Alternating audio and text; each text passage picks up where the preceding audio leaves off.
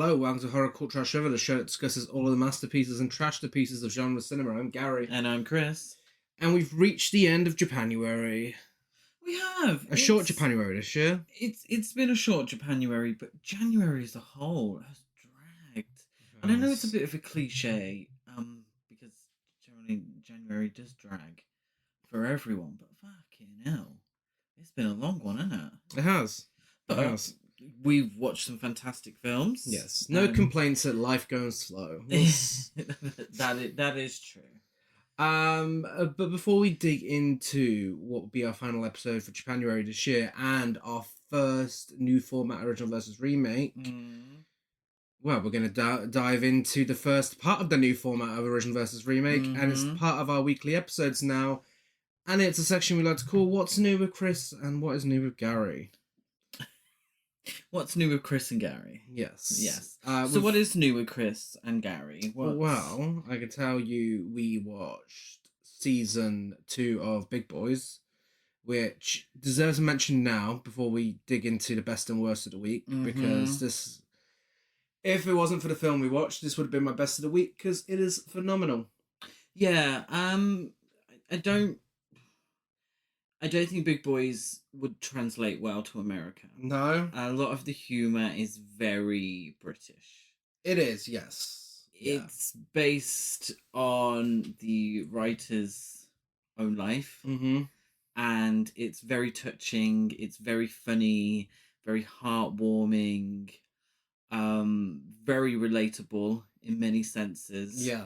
Because a lot of it is him dealing with coming out as homosexual, and it's just incredibly funny, and if you enjoy camp British culture, if you enjoy references to Girls Aloud and Alison Hammond and all that sort of stuff, then it's perfect for you. But also, if you enjoy heartwarming and touching stories of family, found family, and the coming out process, there's lots for you as well. Yeah. And also another thing that deserves a mention before we get into the best and worst is American Fiction, which we watched last week. We did. We watched early, thanks to Screen and Scene at Odeon, and it was fantastic. Yeah, Jeffrey Wright was phenomenal in that film. Get Jeffrey Wright that Oscar. Yeah, very, very funny, very entertaining. Lots to think about as well, which is definitely our kind of thing. It is. I also personally would just like to give a shout out to a fantastic gig that I went to on Friday. Well, what can I say? It was a local band called Your Ex-Boyfriend. That's Your spelt U-R. And for anyone who has access to Spotify or Apple Music, I fully recommend giving them a listen. Yes. Brilliant band. I can't give a shout out to myself, so I appreciate it. You can't. I was there. Gary was also there, but on stage. Yeah. I finished The Colour Purple. You did. It's one of the best books I've read. Yeah, no spoilers. Almost nervous that the films may not be able to live up to it, but we'll soon find out. Yeah, I am in the process of reading The Colour Purple, so no spoilers, Gary Cruz. Yes. And of course, The Traitor's finished. Again, no spoilers for that. But what a show! That was intense. It was. I was heavily invested, and I didn't think I was going to be. Yeah. So props to you. Oh my god! And Salt Lake City, Real Housewives of Salt Lake City finished as well. Like, what are we going to watch anymore? It's all over. Yeah, and University Challenge will be finished soon as well. Laugh at that. We watch every week. Yes, we do. Personally as well, I completed Legend of Zelda: A Link to the Past. This is the one that you did enjoy, yeah? This is the one that I did enjoy, that I had started. One of the best games ever. I've completed it so many times. I completed Link's Awakening fairly recently, so I'm going to go straight on to Ocarina of Time, which is the best game of all time. So, super excited for that. Great. In that case, let's talk about our best and our worst of the week. I have one for each. Okay. I believe you We'll have one for each. What's no? No? I've only got a best. Oh, okay. Oh, am I meant to? Wow. Oh, did we watch something we didn't enjoy? Well, kind of, yeah. Something weak. Oh. And it will be a good segue into this episode anyway. Okay. So our best of the week is now number 4 in my letterbox for. It is Andrew Haig's incredible All of Us Strangers. As you know, I've read the novel. We watched the original film adaptation, and now we watched the latest one, and it's the best of the 3. But it's free for free. They're all 5 stars, and this is just genuinely one of the best films I've ever seen. Back to what we were saying about Big Boys, very British. I mean, it seems to be hitting off with American audiences, though. This is extremely British and extremely relatable and kind of life affirming, but also absolutely destroyed me. Yeah. God bless you, Gary. You are a crier, and during films, and this one really got you, and it got a lot of people. Yes. And I don't blame them whatsoever. It's a tearjerker. I don't want to give too much away, but it is a tearjerker, but in the best possible way. It doesn't feel forced. You know how some films are like, you cry, you better feel sad about this. It's nothing of the sort. It was a very tender love story about family and loneliness and the past and all that stuff. Yeah. It is outrageous that it has not been nominated for any Oscars. Absolutely outrageous. That's the biggest crime of the Oscars this year, I would say. Do you think we'll get a random Americanized remake, like an Americanized version in the future, or do they not do that anymore? Potentially, but I mean, this is done pretty well in America by the looks of it, critically anyway. But it's one of those. I don't know if it's just felt under the release date time, and we're maybe going to see it pop up next year. But if not, then it is a crime. Or maybe it was just a film that wasn't really meant to. I mean, it's got BAFTAs written all over it. Yes. And it has been nominated. Yeah. And the Golden Globes. And basically every other award ceremony. It's just, it's perfect acting, perfect writing, perfect directing. Just everything about it is just perfection. But I do have a worst of the week as well. Okay. That is Ju-on, The Curse 2. Oh, yeah. Oh yeah, that's true. The sequel to the first film we'll be discussing today. Yeah. A sequel that the second film will be.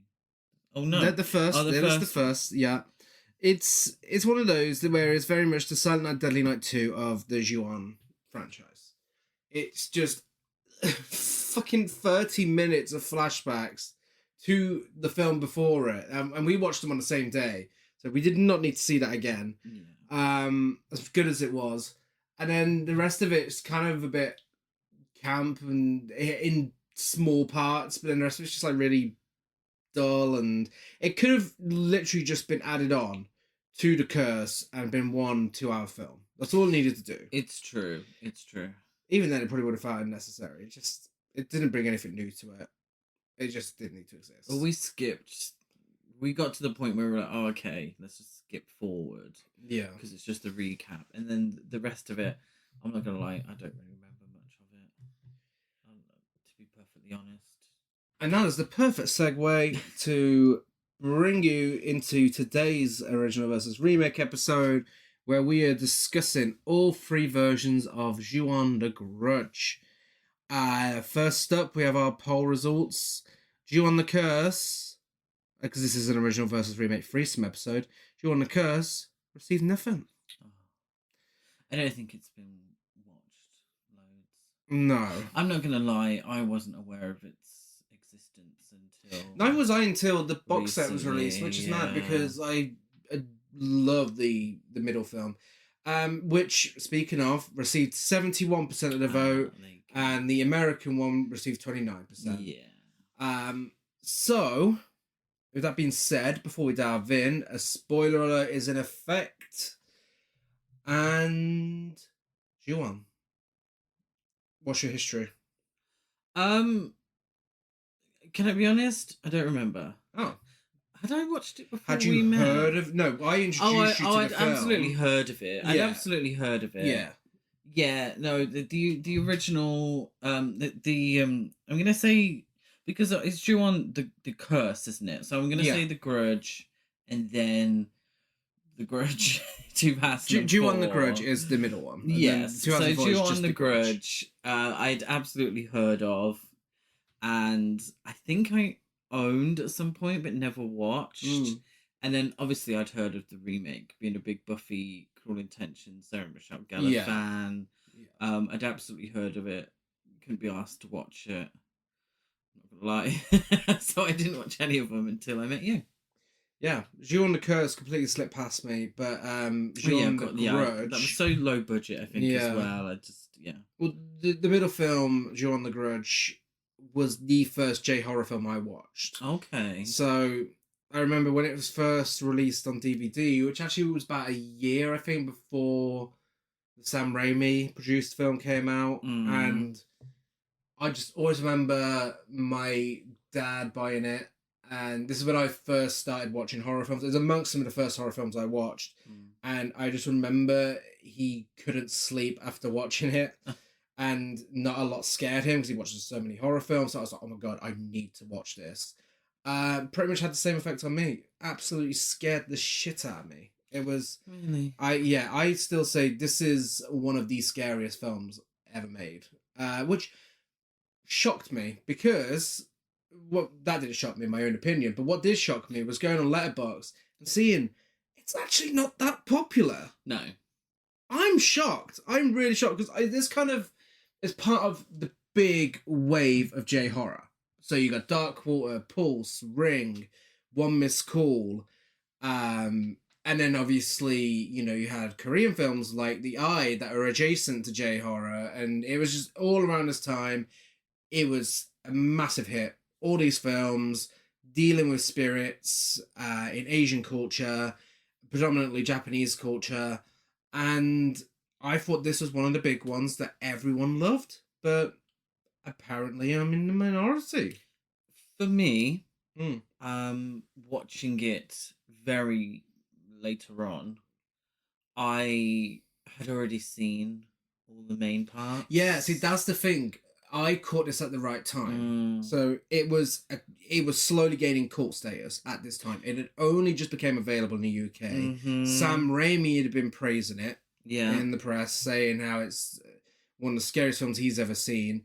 So literally all I knew was that it gave my dad a sleepless night. That's all I knew. Yeah. And this ending apparently was something else. So when I watched it and that ending happened, I still wasn't prepared for it, and I was terrified. And I think that's maybe that nostalgia in place is why it still scares me to this very day. What you've just described is how I was with the original Ring. Yeah. I feel like the way that both the Ring and the Grudge are scary are fairly similar. Yeah. They have a very similar tone. And I don't, spoiler alert, I think if you enjoy the Ring, you'll enjoy the Grudge. If you enjoy the Grudge, you'll enjoy the Ring.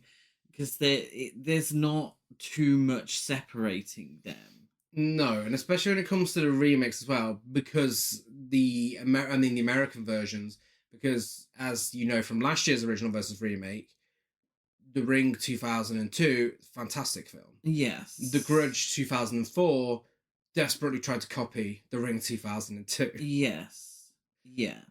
I think there are many similarities to be seen between both franchises, originals and the remakes. Yeah. So I feel for me, maybe preferring The Ring over The Grudge and maybe making those comparisons whilst watching, paired with the fact that I had already really seen all of the major scares, which isn't that why we watch horror films, already being aware of what was going to happen and what it all looked like, it didn't have the same effect on me as maybe it did you many years prior, because you hadn't, it was very fresh and very new to you at that point. And I think that's a huge thing when it comes to the scariness of films. Yeah. I think what I believe to be the scariest film I've ever seen, Texas Chainsaw Massacre, I went into that film pretty much blind to what was going to happen. All I'd seen was publicity stills. Yeah. And a couple of reviews. So I thought that was the scariest experience I'd ever had with a film because I was so unaware of what was going to happen next. Yeah. Whereas with some films, because they're so famous and you're coming into it so late, you don't get the same feeling as if it was completely fresh. Yeah. No, absolutely. It's also, I'd say the franchise is a big part of pop culture, just as much as The Ring. Probably because of the American film, let's be honest. Yes. But this franchise has had video games, TV series, the lot. It's we've even got a crossover with Sadako from The Ring. Yes. It's huge. It's huge. I think in the West, there's always going to be those comparisons to The Ring. Yeah. Because The Ring, for the Western audience, The Ring came first. Yeah. The Ring was the J-horror film that really started off the J-horror boom. But J-horror has always kind of been a cult thing over here anyway, which is why these remakes happened. And we'll speak about that a lot when we discuss the Grudge 2004. Yes. But I do feel like there's always going to be those comparisons. So I feel like the Grudge, yes, is probably a lot bigger in Japan than it is in the West as a franchise. And I don't know, is it still continuing to today? I'm not sure when the last one was, but fairly recently. Yeah. Whereas over here, it feels a very 2000s kind of thing. Well, starting with Ju-On the Curse from 2000, let's get into it. All three of these films are directed by Takashi Shimizu, who also he created the franchise. He created it all. Yeah, it never fucking happens. No. Like, that's incredible. Yeah.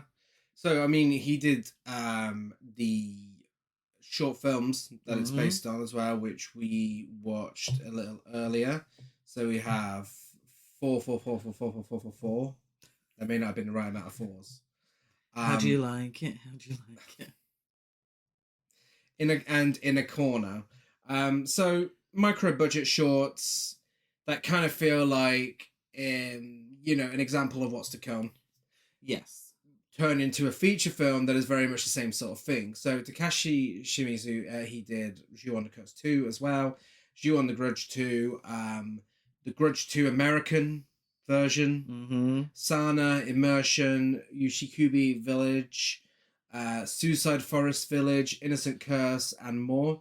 He stated in an interview that the inspiration for Ju-On came from his own personal fears as a child and from a Japanese Buto dance group that would paint their nude bodies white and perform. Shimizu found the performance frightening and decided to paint his ghosts white. He also mentioned that the rise in the number of domestic abuse cases emerging in Japan during production of his previous films gave him ideas about the origins of the story. Now, both this film and The Curse 2 were actually shot together as a single feature film, as you may know from what we said previously, only being divided for the home video release as it was considered too long in its original form. That's why we got the 30 minutes of flashbacks. But yeah, it's really interesting. There's a lot of interesting culture we will be talking about surrounding the spirits in this film and the ideas that brought it all to life. But yeah, I mean, it's interesting hearing about, the idea of domestic abuse cases emerging in Japan, and obviously it's a scary real life thing in itself, and incorporating that into this film, which I believe is something that's maybe handled a little better as the films go on.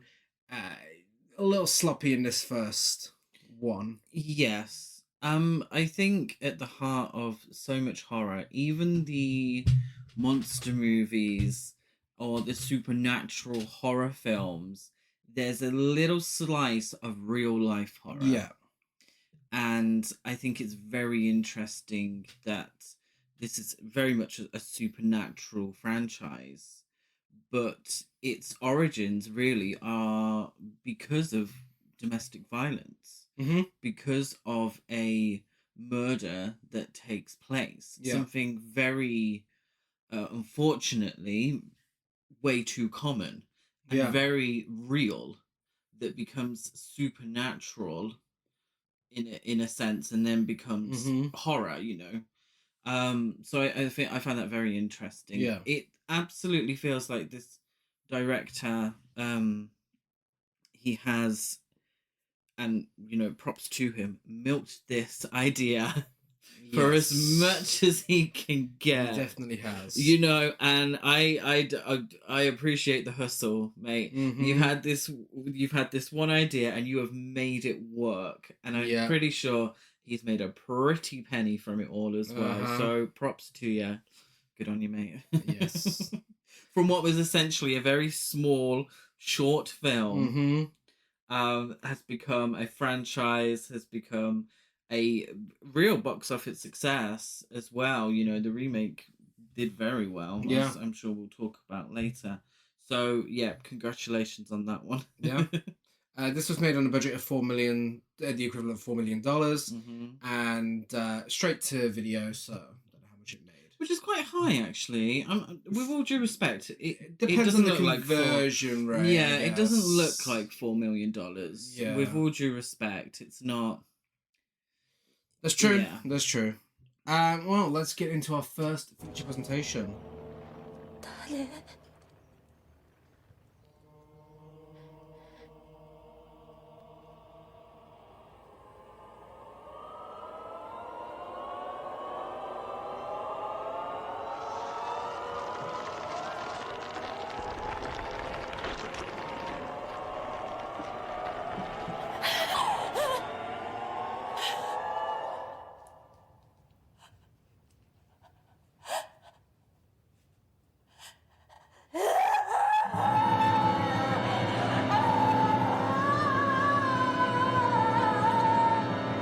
The start of this film makes you aware, as they all do, that the grudge is a curse that is born when someone dies in extreme rage or sorrow and lingers when the person dies. Those who encounter it will die, and the curse is reborn repeatedly, passing from victim to victim in an endless growing chain of horror.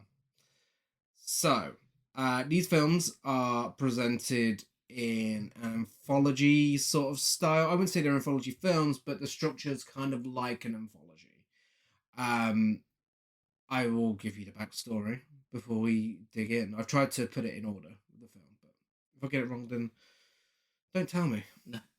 So after discovering his wife, Kiyako, has a deep crush on her college friend, Shunsuke Kobayashi, illustrator Takeo Sayaki murdered her, their son Toshio, and the family cat Ma, and then deserted his house. The reason that the Sayaki family have a black cat as a pet is because in Japanese folklore, it is said that owning a black cat will bring good luck and fortune, in stark contrast to their ultimate fates as vengeful ghosts. Yeah, interesting. The anger and sorrow surrounding the murder created a curse that turned its inhabitants into Onryo. So the backstory that creates the curse in this series is strongly reminiscent of the myth of Owa, spelled O-I-W-A, a traditional Japanese Onryo, which means resentful ghost, legend. Owa was a housewife disfigured and brutally murdered by her unfaithful husband. She returns to haunt him like Kayako does to Takeo in this film and makes him murder his new lover. According to the legend, a curse accompanies her story, and that those who retell it will suffer injuries and even death. The disfigured aspect of the Onryo is likely what inspired Sadako's appearance in Ring. Okay, yeah. Yeah. Yeah, we found for a lot of the horror, Japanese horror films that we've discussed on the podcast, a lot of it is embedded in folklore, particularly the sort of supernatural elements. things that are very ghostly and incredibly fascinating. What was the film? I'm gonna embarrass myself now. What was the film where the two women are killed and they come back as vengeful ghosts? Which is so annoying because it's a fantastic film. Two women. Yeah, the mother and daughter. Well, the mother-in-law and the daughter, whilst the husband's at war. Whilst the husband's at war. He's a soldier. Fuck. And the vengeful ghost. Oh my god, it's such a fantastic film. It's such a fantastic film. How silly of me. It'll come to me. Okay. I'll let you know in a minute. Just come to me. Onibaba was that film I was discussing about. Very quick. Do you know why it came to me so quickly? Why? Because it's the former podcast episode. Yes, it is, from last year. And I fully recommend you listening to it because it's a fantastic film. I fully recommend watching it. That's one thing that was worth mentioning, though. I mean, obviously, they're not ghosts in that film. Are they not? I didn't think they were ghosts.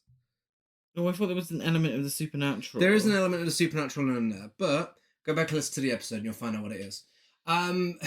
Or watch the film, actually. Watch the film and then go back to the episode and enjoy.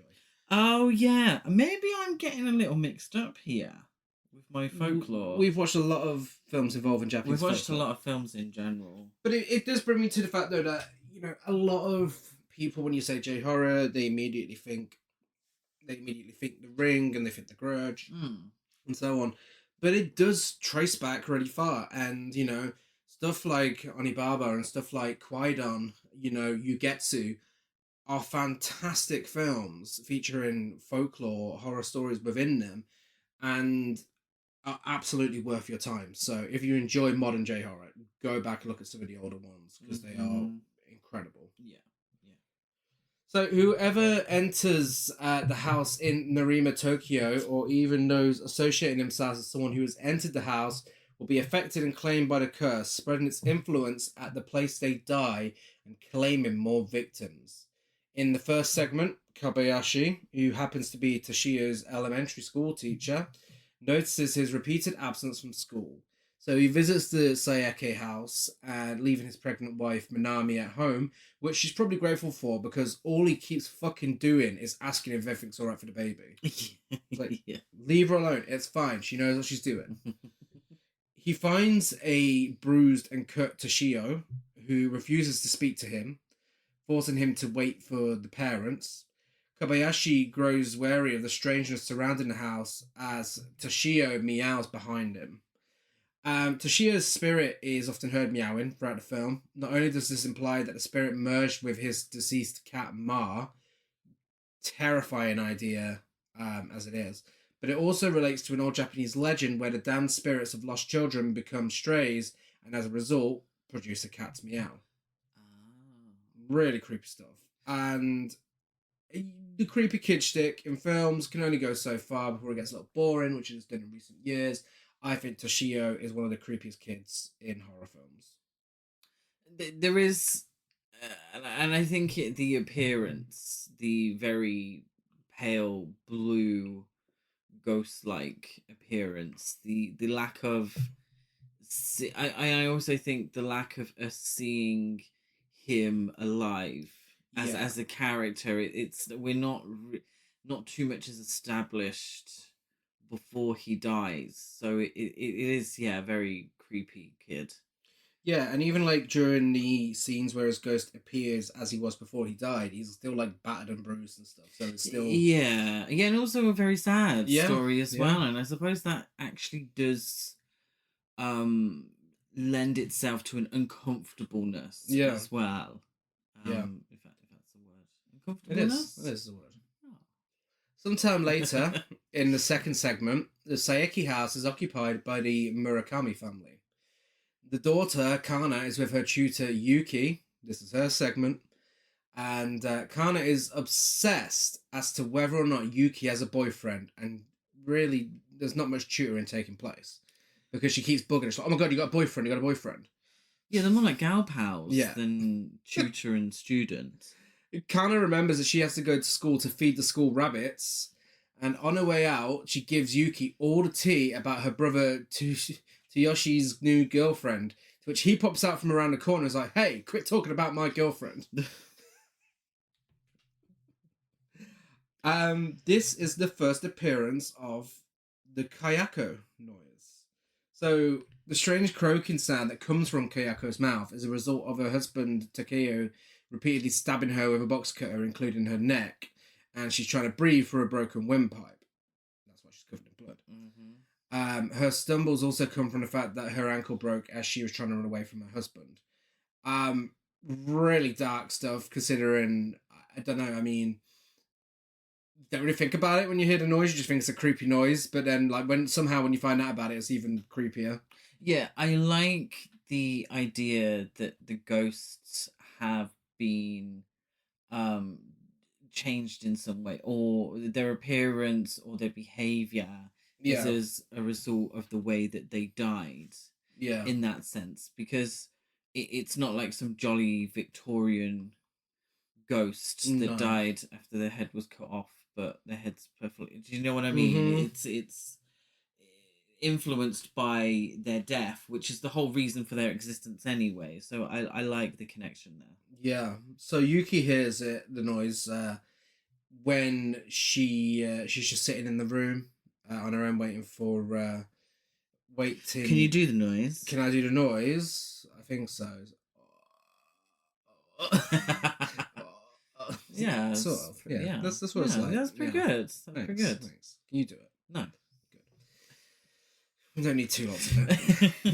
Yeah. So while she's waiting for Kana to go feed those rabbits, she hears the noise. So she simply puts on her Walkman and listens to some very 90s R&B music whilst having a cigarette in the window to ignore it. Yes. Kayako is fucking fuming about this. She's not having it. So she makes the CD skip. So she's forced to listen to it. The R&B music, sadly not available anywhere. No, I loved it. I would love for that to be available. So good. Maybe more characters should have just took this method. I mean, it doesn't help her, but you know. It doesn't help at all, really. Yuki has a phobia of cats. She backs up towards Kana's closet when a black cat suddenly appears in the house. Hearing strange sounds from the attic, she investigates with a lighter and is dragged away and killed by Kayako in very much the style of Black Christmas. Oh, it's absolutely the house. What's it? House mother? Yeah, it's house mother. Yeah, absolutely the house mother in Black Christmas. It's a really cool scene. I do wonder. It feels a little hokey the way that she's left alone in the house. It's like she needs to feed those rabbits. I know she's a tutor. Like, just go with her or go home. But then she starts being nosy around. She's nosy before she even hears a word. she's peeking, and she's trying to get some tea on them. She may have been a spy. We'll never know, because she's a right nosy bitch, isn't she? Well, unaware of the incident, Kana's brother Tsuyoshi leaves for school to meet his girlfriend Mizuho in the third segment.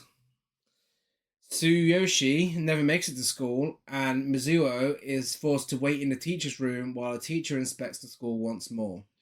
There, she is spooked by Toshio until she receives a call from 44444444. The Japanese word for 4 is she. Yeah. And it's pronounced similarly to the word for death. So there we go. Deaf. Yeah. At which point Toshio appears directly beside her and meows at her. Terrifying stuff. Meow, bitch. This is taken from the short film, the 44444 short film. Executed a lot better here. Of course, it'll be executed a lot better as the films go on, but I think this is a great scene. Really creepy.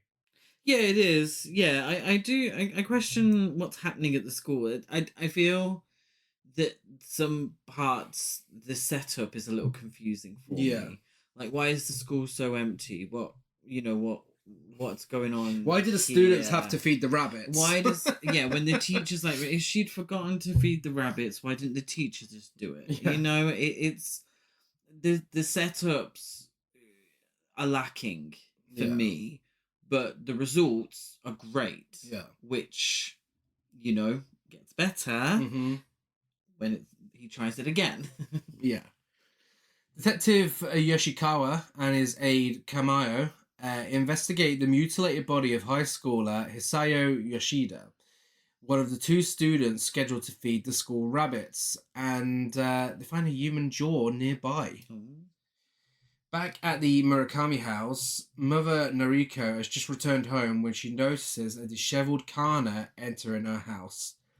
Again, really creepy stuff. Until she turns around. Her daughter moves to face her, showing her without her jaw, and she screams. $4 million. The year 2000. Yeah. That's all we'll say. The budget's a little low. Yeah. To be honest, CGI is not great in any of these. No. Again, it progressively gets better, but they're still all a product of the 2000s. Yes. We cut to black and go back to Kobayashi's story, where, after accidentally stumbling upon Kayako's room, he learns of her unrequited love for him and finds her bloody corpse hidden in the attic. This is Kayako's segment. Her moment to steal the show. Panicked, Kobayashi tries to escape with Toshio until he receives a call from Takeo, who, in a bizarre series of events, has gone to his apartment, forcefully aborted Minami's unborn fetus, killing her.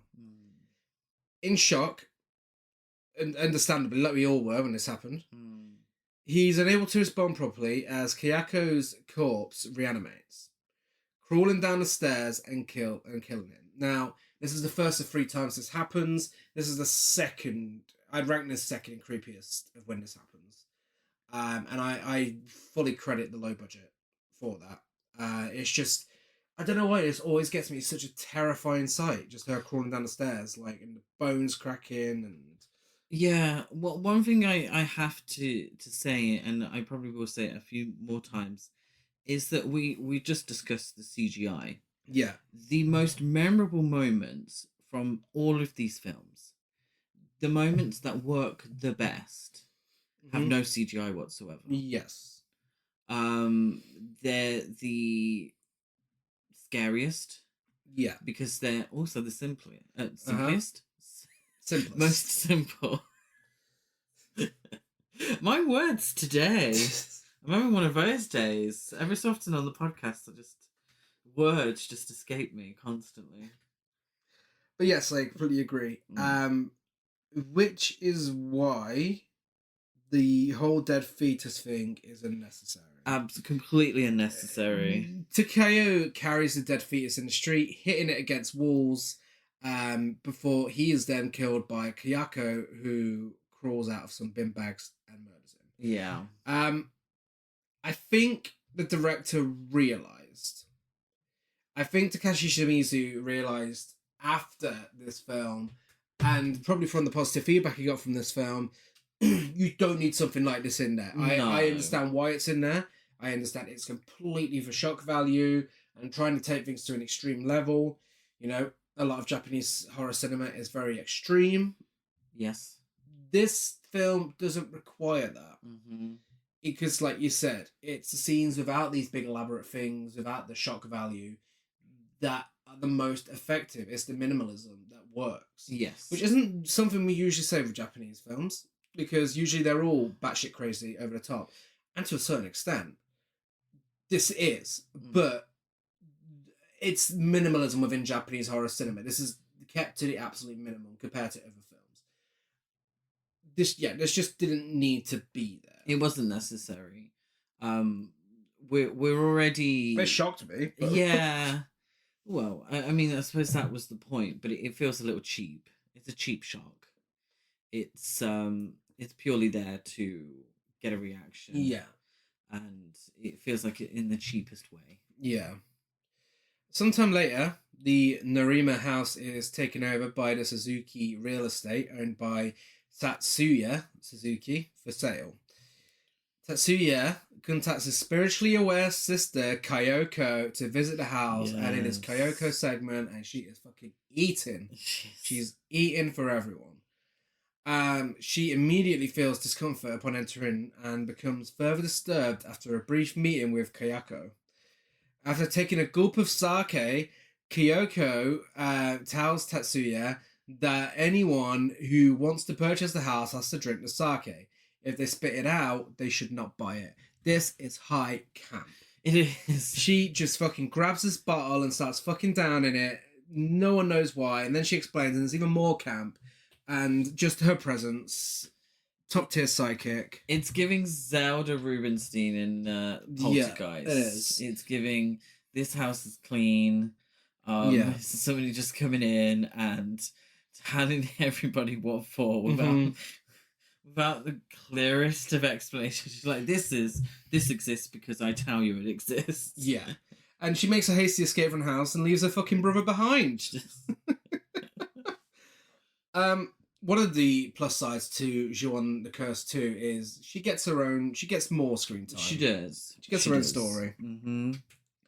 A while later... Her and her refined sake. Yes. Yeah. Because she says refined sake reacts to spiritual entities. Yes. So in case you ever need to get a ghost out of your house, you know what to do. Just, well, let's see if you've got one. What would be the British equivalent? I'm assuming... Stella. No, Stella's French, isn't it? Stella Artois. French. It would be a pint of John Smith's, honey. Ask any British person, that's what they say. A while later, Kyoko is informed that the house has been sold to the Katada couple. She decides to check on the house once more and is shocked when she discovers that the wife, Yoshimi Katada, has been possessed by Kayako. And that is Ju-on the Curse. Yeah. It's lacking in places, but I can understand there's something good going on there. There are moments that are really good. Yeah. And I've said it, to Gary as we were watching it, and I'll say it now because, it's a great time to say it. This almost feels like a bit of a sort of a little precursor to the main show. It's kind of the director saying, here's what I'm capable of doing now. Mm-hmm. Give me a nice juicy budget, and I can develop this further, and I can make it into something that I really want to make it into, because it's got all the hallmarks there of what will become Ju-on the Grudge. But it just needs refining. And that's what happens, thankfully. I like it. I really do. I would watch it again. I think it's really creepy. And I think the low budget helps with that. I think budget works in Takashi Shimizu's favour with each of these films for different reasons. And this one is just so gritty. It's almost like a home video. It's good. It's good. It's not great. It's good. I feel like it could have been shorter. Yeah. I think the scares are really effective, and I definitely appreciate it. Yeah. I wouldn't say you don't watch it. I wouldn't say to anyone, "Oh, don't watch it. It's not worth your time." I would say that about the second one. It's literally just an hour and 10 minutes. Yeah. It's And as a little precursor to what the Grudge would become. Yeah. I think it's a very interesting watch. Yeah. Next up, we have Ju-on the Grudge from 2002. Again, written and directed by Takashi Shimizu. And you were saying about getting a bigger budget. $3.5 million. This was apparently made for less than the last one. Inflation, perhaps. Within the 2 years, maybe. Well, inflation would mean it would be more. Would it? Yeah. It should have cost more. Of course that makes it even more impressive. Of course it would, yeah. I don't know. I'm going to be perfectly honest with you, Hun. I don't know where you got the 4 million from for the first film. I don't think that's accurate. Yeah. I mean, my internet sources may be wrong. Yes. But who's your source? Well, I checked IMDb. Oh. And... okay. And the other one beginning with W, just to double check. But which is fine. Wikipedia is perfectly legit. No, it is. I mean, it's. No, I won't get into it. Depends what you're trying to find. What I always question is, why would anyone go on Wikipedia and lie about something that they enjoy? Because people are sad. But then, yeah, if it's being mean about Taylor Swift, I can understand. But I don't think anyone has a grudge against the Grudge. Whoa! I couldn't think of another word. If anything, they're trying to make it sound better, saying it has a higher budget. Yeah, I suppose. Well, this one made 3.7 million at the box office, which I believe it only received No, I'm wrong. I'm just about to contradict myself. Oh. This is the first of the Ju-On films to receive a wide theatrical release. Okay. Further proving your point from earlier on. Yeah. You know, this received a theatrical release, but didn't quite do. I think from a personal conversation earlier on, actually. I don't know if this is on the podcast. Potentially. But, yeah. It just goes to show this was out there, and it didn't quite do as well as the one where you didn't need subtitles to watch it. So did this get a wide release in America? Is that what you're saying? Yeah. So it did get a wide. So this Japanese film got a wide release in America. Although I can't confirm if it had a wide release anywhere else. I think it's just America, but I think it's wide as in maybe it may have got other locations as well. Yeah. I okay. Either way, 3.7 isn't great. It's just past the budget. But in America, not in Japan. All I could tell you is a wide theatrical release. Okay. Let's just. I'm going to say, I feel like this film was a success. Yeah. In Japan. Okay. Because we get sequels and we get an American remake. So I feel like if it was a total bomb, a disaster, then we wouldn't be sat here with a triple original versus remake threesome. Yeah? Okay. It received a limited theatrical release in the Philippines and a theatrical release in the United States of America. So there we go. Okay, there we go. Yeah. And I'm assuming it probably got a few showings here.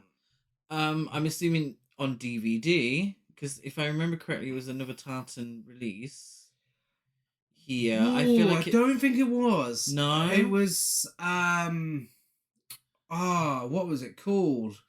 Because I played this DVD to death. It was what were they called? I'm gonna find out. For you right now. They were called Premier Asia. Oh, okay. Oh, wow. Okay. Yeah. But I feel like that's where the cult status came from. DVD rather than a theatrical. I'm assuming what we also, I suppose, need to take into account is the success of Ring. Yes. And this came out the same year as the Ring remake, which we all know got a wide release everywhere. So, yes.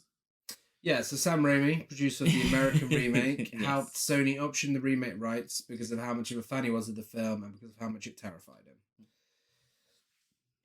But, yes, after our fantastic professionalism... Yeah.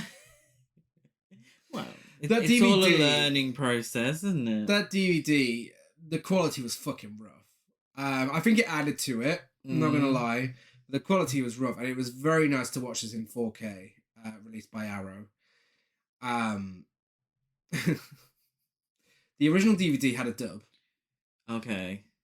Don't remember it being as bad as the one on the Arrow release. No. Where everyone is painfully British. We did so one thing, and we wouldn't usually. No. I think it deserves a mention. With live action films, in particular animated Japanese films, I don't mind a dub. Because they get a lot of very professional actors to do it, and it's animated, so it works, I think, better. But when you're making notes on a film, sometimes it's difficult to keep up with the subtitles. Yeah. So I asked that we had the dub on, and it sounded very British. It was almost like a Jane Austen adaptation at times. Kiyako, is that you? A little bit Charles Dickens as well. Yeah. Hello, is that you? Yeah, I'm just off to market. I'm just off to Tokyo. Yes, it is. It's a rough dub. Yeah. Not watch it with the dub. It's please. it's a little camp, so maybe give it 5 minutes and then go back. Yeah. Shall we talk about our second feature presentation? Yeah, absolutely.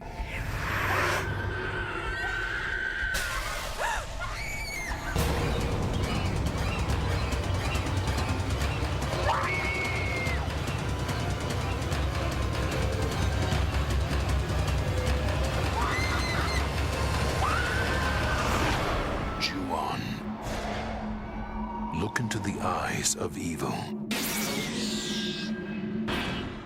So we get the title card, Ju-on, the curse of one who dies in the grip of a powerful rage. Mm-hmm. And again, this is almost like an anthology. It's out of chronological order. Yeah. Which is something I really like about these films. It's a puzzle, and it's pieced together, and by the end you have the whole jigsaw completed, and you know it all. So we start with Rika. So social worker Rika is sent by her boss Hirohashi to care for an elderly woman named Sachi. She's just a volunteer, and she's quite apprehensive about going by herself, but also pleased that she's been asked to go by herself. Hirohashi says, it'll be okay, I'll buy you dinner. So there we go. The place is a complete mess, and she finds Sachi in an almost comatose state, with little care being given to her personal hygiene. Rika is a good egg, though, and gives the place a nice clean. Yes. And Sachi a clean as well, and she doesn't complain about it, despite it being maybe not what she expected. After being alarmed by a cat noise, Rika soon discovers an actual cat as well as a young boy named Toshio in a cupboard. He's very scratched and I think a little creepier than the first. Yeah. Than the first one. I think the sort of makeup effect is better. Yeah. Which helps. Rika then witnesses Sachi being killed by some sort of shadow ghost named Kiyako, causing her to faint. Yeah. The CGI a little better. A little, yeah. Yeah, this is a little better. Let's just keep it there. So then we get this next segment, Katsuya. So we're introduced to the Tokunaga family, and consisting of salaryman Katsuya, his wife Kazumi, and his ill mother Sachi. So we understand now that we're going back in time. Yeah. From what we just saw. Kazumi, much like Rika, finds a black cat and the young boy Toshio creeping around the house. She is seemingly attacked by some sort of entity off-screen, and she screams. Katsuya returns home to find his wife unable to move from the bed and investigates suspicious noises in the room before Toshio appears. He makes the meowing noises, and Kasumi dies. Yeah. Katsuya's sister Hitomi arrives, sees the place as a mess, and can't find anyone apart from her mother, Sachi. Therefore, she decides to just get a start on dinner. I was like, okay, the place is a shithole. Yeah. Yeah? You can't find anyone. Your ill mother has been left alone. Okay? Yeah. This is a moment for concern. Yeah? What are you going to do? Just make dinner. I'm just going to make dinner. She finds Katsuya and he tells her to fuck off whilst muttering to himself. And he says, she had another man. That's not my child. Which is concerning because they didn't have a child. Yes. We then get on to the next section. Hitomi. After being chucked out the house, Hitomi makes a call to her brother's home. She leaves a voicemail, and this is one that Rika had heard previously in the film. So it's all piecing itself together, which I really enjoy. I love these. It's very like Memento when you're piecing it together in your head. She gets a call in the ladies' room from her brother, and gets the famous croaky noise before seeing the shadow ghost leave a cubicle. Yeah, and she doesn't have any 90s R&B on hand to solve it. No. No, she doesn't. She goes to the building security, and the security guard goes to investigate. Hitomi sees the security guard being enveloped by the ghost via the CCTV, and she runs to the elevator and then to her apartment. So seemingly she works in the same building that she lives in. Yeah. Which, I mean, I work from home. Well, we both work from home. I can't imagine that sort of environment. It'd be a bit... Yeah, I try I to... mean, it'd be easy getting to work, you know? But... Yeah, you'd have no excuse for being late. Also, I'm not being funny, but this shadow ghost... Yeah. Did not wash her hands after leaving that cubicle. No, she did not. So, this poor security guard... He's got pissy hands all over him now. We see Toshio appear on many of the floors as Hitomi is going up in the elevator. Absolutely iconic imagery. Fantastic. And something that maybe he wasn't able to do in the original. Yeah. In the Curse. And being able to do something like this. And I'm assuming the extra budget or the time has allowed this to happen because it looks fantastic. It's a great scare. Yeah, really I mean, top tier. I think even the ghost and the security guard, that always made me feel a little uncomfortable. Like, I always thought that looks really fucking good. Yeah. But the Toshio scare is just amazing. Yeah. Amazing. Yeah, it looks great. Yeah, again, it's done in the next film and it was used in the marketing for the next film. And I'm not surprised. It should be. It's really, really great scare. It annoys me, and it happens a lot. It happens a hell of a lot. When the really juicy, really good scares are wasted on the trailers. Yeah. I'm talking, The Nun 2. Yeah. What was the one? one? The only good scenes in the film. What was the one that's a complete rip? Oh, that was the Nun. Was that the original Nun? Which one's the rip-off of The Exorcist 3? The original Nun. Yeah. All the good scares are ruined in it. So you know what's happened? Oh, Smile. Smile. Yeah. That was ruined. That scare. That would have been a top tier all time jump scare. And if you haven't seen it, don't watch the trailer beforehand, but go watch the film because it's very good. She gets a call from her brother, who then appears at the door, but disappears when Hitomi opens the door. Scared, she gets under the covers and watches a wildlife program on TV, but the TV soon malfunctions. Now petrified, she feels something under the sheets and finds the rather blue face of Kayako with a Claudia Winkleman fringe. Yeah. And the time for talk is over. Yeah, we were talking about the elevator scene. This is top tier. Yeah. This is, and it's a shame because I was aware of this one. But this is the one everyone talked about. Yeah. The creepy woman. Yeah. Under the sheets. I mean, it's nightmare fuel. Yeah. I think so many, and it's surprising we hadn't seen it before. Because it's kind of a nightmare many people have probably had. Yeah. Somebody under the sheets with you that you don't know. Well, and then you lift them up, and there's Claudia Winkleman there. Yeah. I mean, again, it's based on the old Japanese urban legend of the girl in the gaps. A ghost which is said to enter our world only through small gaps in the real world.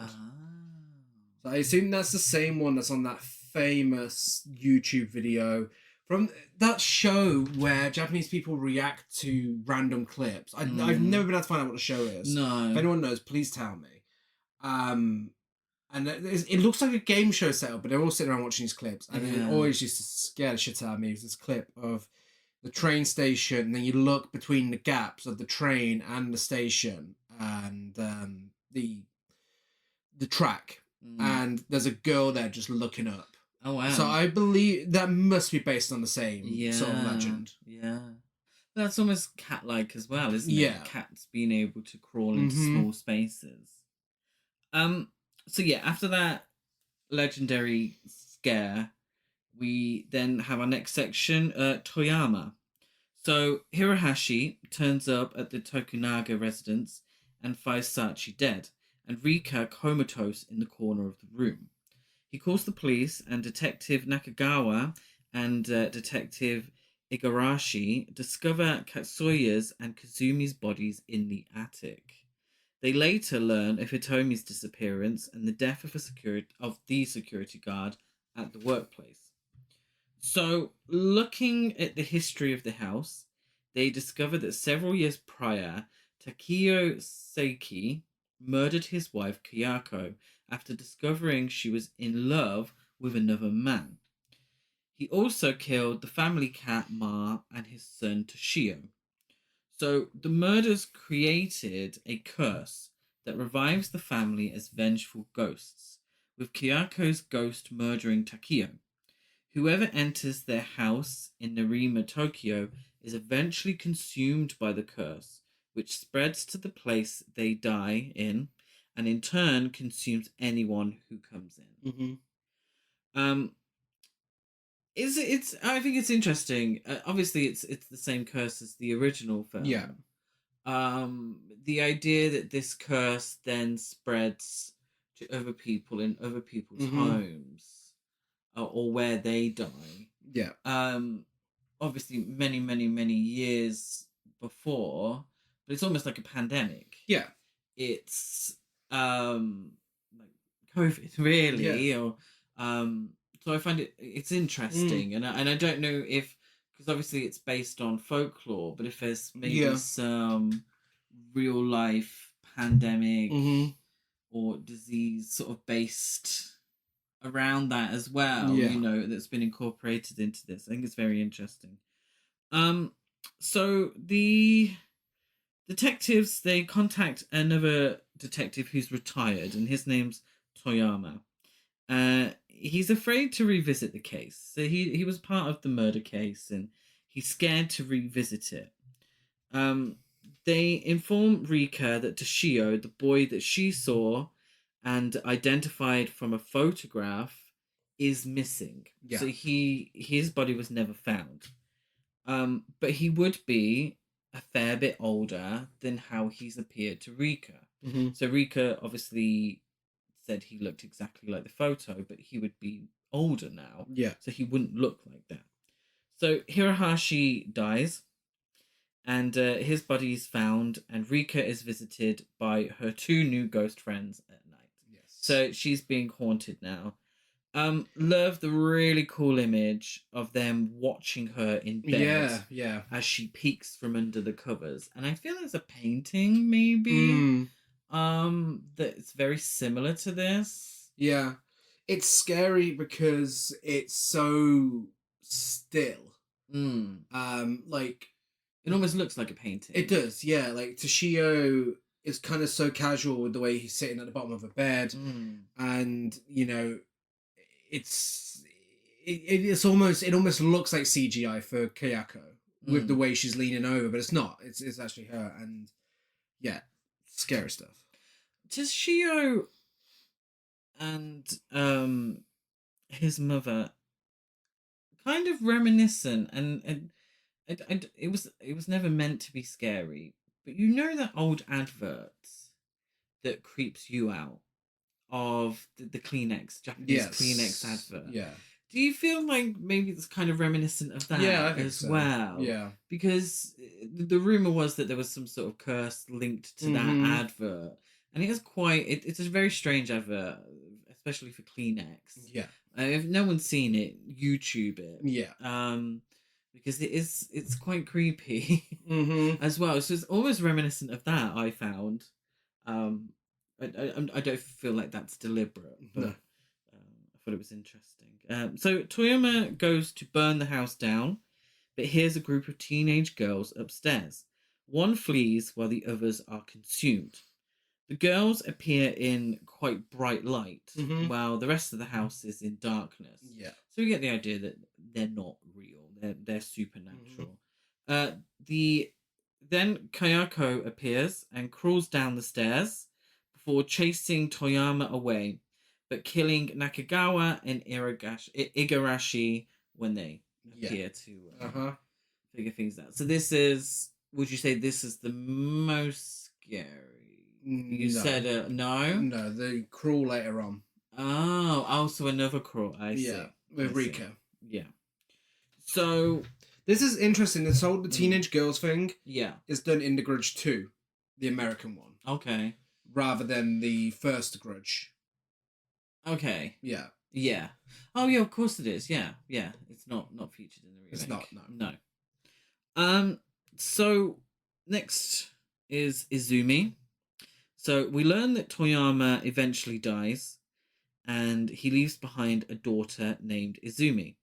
As a teenager, Izumi went to the house with her friends, but fled when her friends were killed by Kayako. This was the event that Toyama witnessed in the past. Yeah.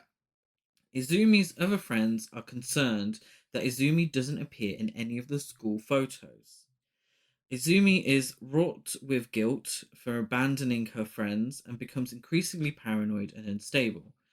We learn via the news on the TV that a body has been found, presumed to be the body of Rika, who is missing. So we know that we're pretty much way into the future now. And again, we're trying to piece things together. So in an effort to resolve the photo issue, Izumi's friends get some photos developed and visit her, but they soon discover that Izumi and her dead friends have their eyes blackened out in the photos. Yeah. Come on, Final Destination. Come on, Ring. Ring, yeah, no, of course. Izumi encounters a vision of her dead father and then discovers the ghosts of her friends watching her. She is cornered by her dead friends, only for Kayako to appear and drag her into damnation. Yes. Now, next up, Kayako. Yes. So it's all going to get pieced together now. So we cut to Rika, who has now moved on with her life. She's got a new hairdo, and she works at a hospital. And she's still being haunted by her past, though. Yes. She sees Toshio under the table at dinner, and she dreams of cats filling her room at night, which I don't think is a nightmare. It's a great thing. That'd be lovely. Yeah, it'd be great. Really cool scene here, and another iconic one that everyone knows of Rika in the shower and being grabbed, her hair being. Well, it's not even her hair being grabbed; it's a hand coming out of her head. Well, no, it's not coming out of her head. It is, because the fingers are out the back of her head. Like, the way it's facing, the fingers are coming out. Yeah, they're coming out of the back of her head. Do you think? That's what I've always seen it as.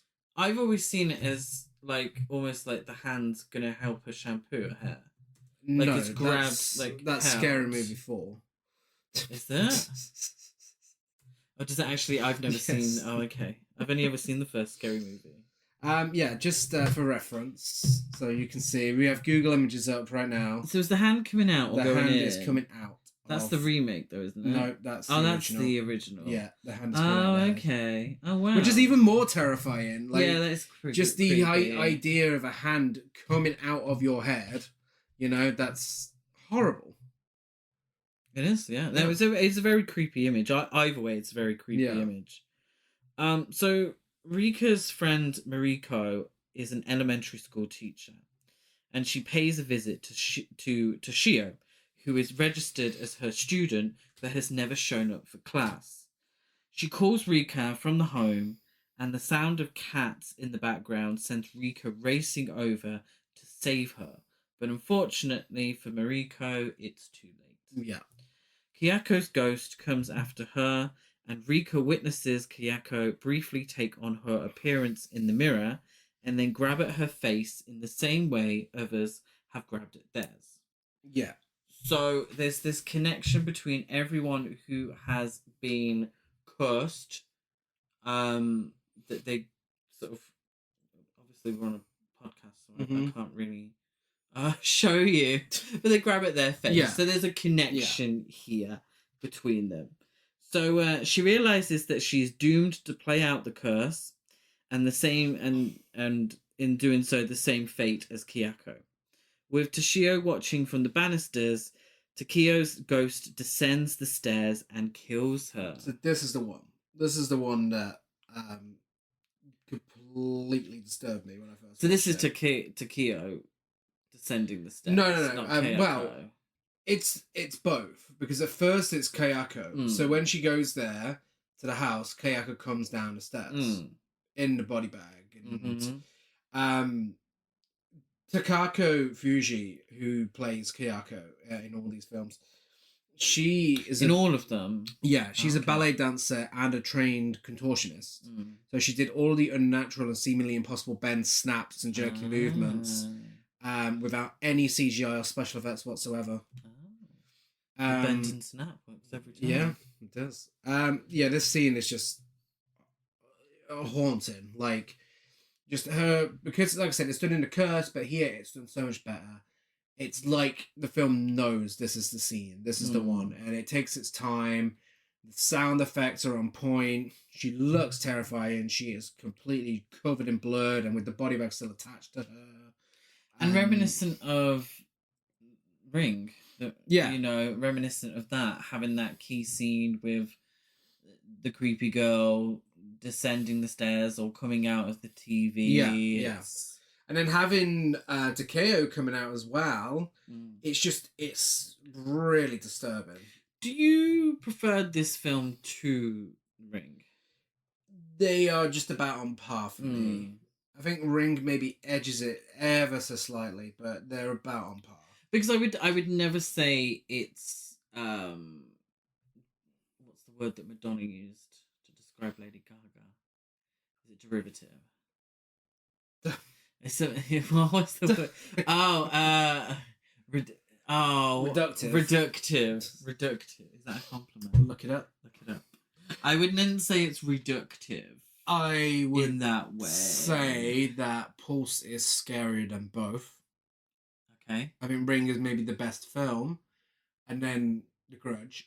But I'd say scares. Yeah. I'd say Pulse is the scariest. But would you say there's an influence there?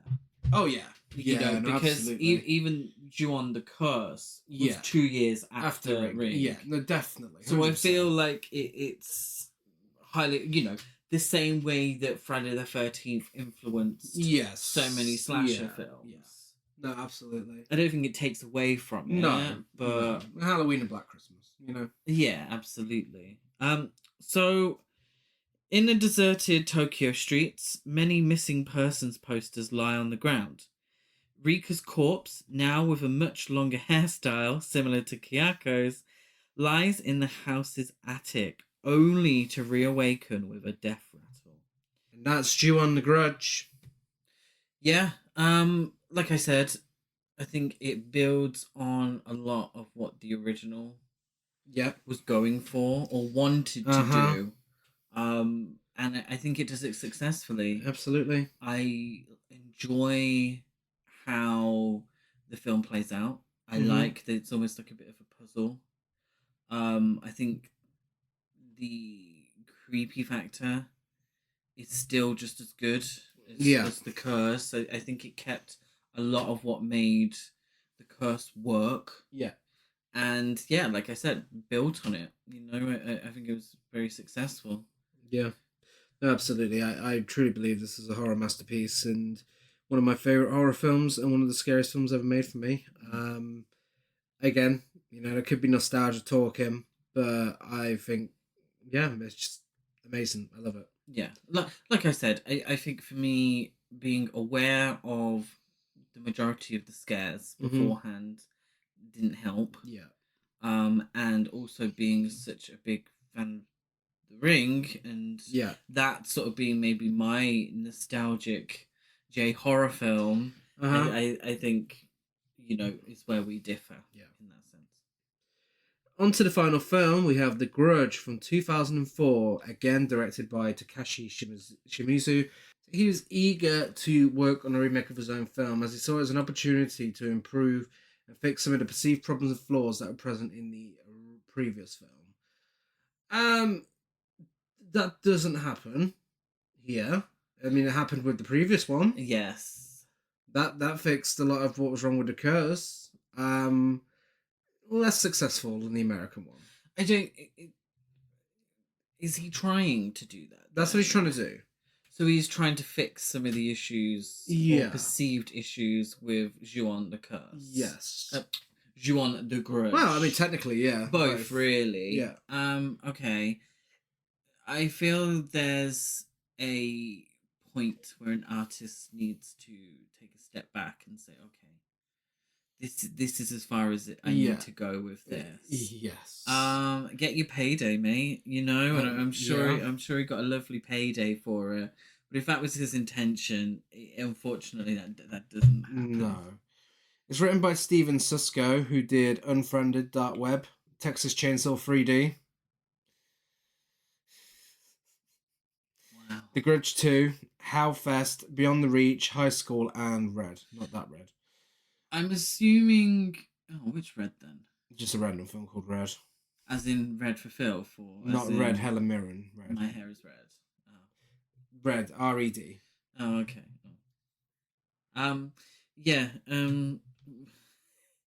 I assumed that him as a American writer just wrote the Americanism part. I think so. I mean, majority of it is just the last film. Just the dialogue, I suppose. With white people. Maybe. Yeah. Unlike the other Japanese horror remakes, like The Ring, Dark Water, Pulse, and One Miss Call, please don't put yourself through any of those other than The Ring. This was the only film out of the Audiovers that actually remained in Japan instead of moving the story to America. Which has its pros and cons. Yeah, which on paper sounded really good. Yeah. I'm like, oh my god, I really appreciate that. Yeah. But in practice, it has many flaws. It does. It does. It's made on a budget of $10 million and it made $187.3 million at the box office. This film was huge. Yeah. To the point that The Grudge 2 was greenlit on the Monday after the box office success of the first weekend. Which was apparently a surprise success. Really? Yeah. Didn't expect it. Oh, okay. This one's camp. So before we go into the film, here's a bit of camp trivia to get us into it. Before filming, the cast and crew went through a ceremony where they were blessed so that nothing bad could happen to them for filming. Camp. It's a little camp. That's high camp. Yeah. So, time for our third and final feature presentation. When someone dies in a state of terror, a curse is born. The whole time I was in that house, I felt something was wrong. Once you see it, you can never forget. Once it sees you, you can never escape.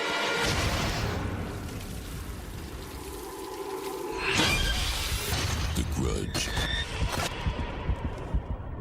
As we know already, the Grudge is a curse that is born when someone dies in extreme rage of sorrow, and lingers when the person dies, and those who encounter it will die, and the curse is reborn repeatedly, passing from victim to victim in an endless growing chain of horror, as we're reminded at the start of every film. So, we start with college professor Peter Kirk, played by Bill Pullman. Yeah. Big name. Fairly big name, yeah. Throws himself off a balcony. Bye. Whilst his wife, Maria, camp icon Maria, does her best to look shocked. She's trying, bless her. Gasp. Yeah. In 2001, Kayako Sayaki, housewife in Tokyo, is in love with Peter, obsessively writing about him in a diary. Her jealous husband, Takeo, discovers the diary and believes Kayako is having an affair. In a fit of rage, he brutally murders her, their young son, Toshio, and the pet cat, Ma. After Takeo hides the bodies in the house, Kayako's ghost hangs him with her hair. After receiving a letter from Kayako, Peter visits the Sayaki house, only to find her and Takeo's corpses, along with Toshio's ghost. Shocked and horrified, he flees the scene and commits suicide the next day. Now, a lot of that we don't see till later on, but that's setting up the story. That's where we're at. The remainder of the Sayeki family rises again as restless ghosts due to the curse, notably Kayako, who appears as an Onryo. In 2004, Yoko, a care worker, arrives at the house to find a dementia-ridden Emma, played by Laura Palmer's mother, Yes. Grace Zabriskie. Yes, Queen. In a role where she doesn't utter a single word. She doesn't say a single word. Or a scream. She's a great screamer. Yeah. She's alone before she encounters Kayako, who drags Yoko up into the attic in the style of Black Christmas. So Grace Zabriskie, I'm just going back a little bit. Yeah. She's given Jean Slater. She is. I love it because she's got that short, choppy hairstyle that older actresses loved in the early 2000s. Mm-hmm.